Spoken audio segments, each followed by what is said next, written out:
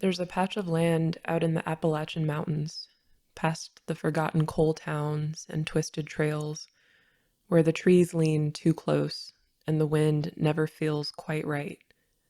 Folks around those parts call it Devil's Ridge, but they never say why. Not directly, anyway. They just shake their heads and mutter warnings when you ask. My name's Elijah Carr. I grew up in those mountains, the kind of place where families stay rooted for generations and secrets stay buried just as long. My grandma used to tell stories by the fireplace about dark walkers and restless spirits, but I never took her seriously. That is, until last October, when I went up to Devil's Ridge to find out the truth. It started with a body. A hiker went missing up by the old mining trails. 2 weeks later, search teams found him, or what was left. His insides were gone, skin peeled back like something had studied him. The official story said bear attack, but folks around town said different. They said the hollow's waking up again. I had just gotten back from college, trying to forget about mountain myths and childhood nightmares, but something about that death itched at my mind. Maybe it was the way his body was found, half buried in slate, or how his eyes were missing, but not a drop of blood around. So I did the stupid thing and went up there. Devil's Ridge isn't marked on any proper map. You have to take crumbling roads past an abandoned church, cross a creek that always runs too red, and follow a trail that only deer and fools still use. I had my flashlight, some old maps, and my grandfather's rifle. Not that it would help. After an hour of climbing, the woods changed. The birds stopped singing. The trees got too quiet.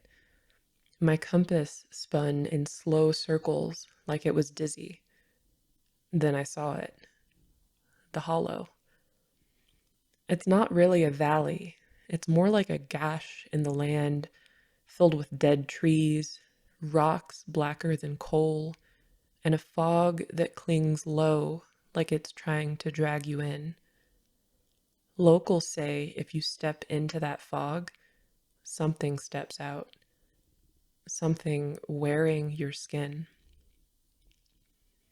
I should have turned back, but something pulled me forward. Maybe curiosity, maybe something older.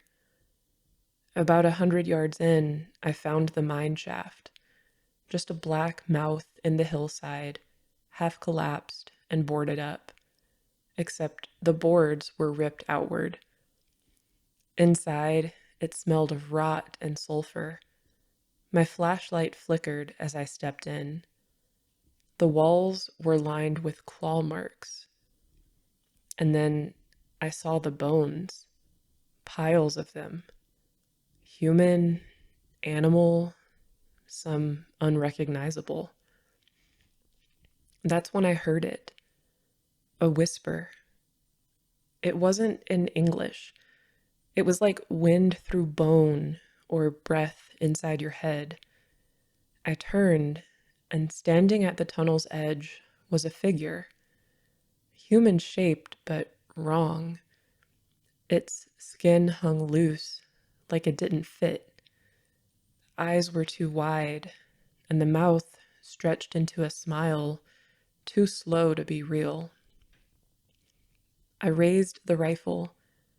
It didn't flinch, just tilted its head, and then spoke in my grandmother's voice.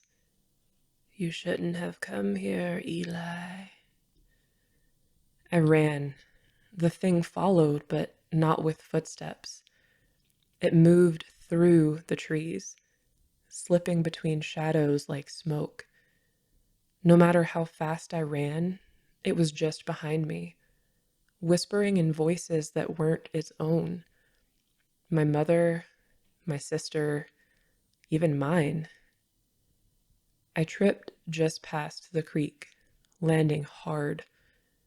My flashlight shattered. Darkness swallowed everything. And then silence. When I opened my eyes, I was in my bed, back home, covered in mud and blood and scratches. No one could explain how I got there, but my boots were still soaked from that red creek, and in my pocket was a tooth. Not mine, not even human. I tried to forget, but the hollow doesn't let go. Last week, I started hearing the whispers again, in my house, in the woods. Last night, I looked into my bathroom mirror, and my reflection smiled back.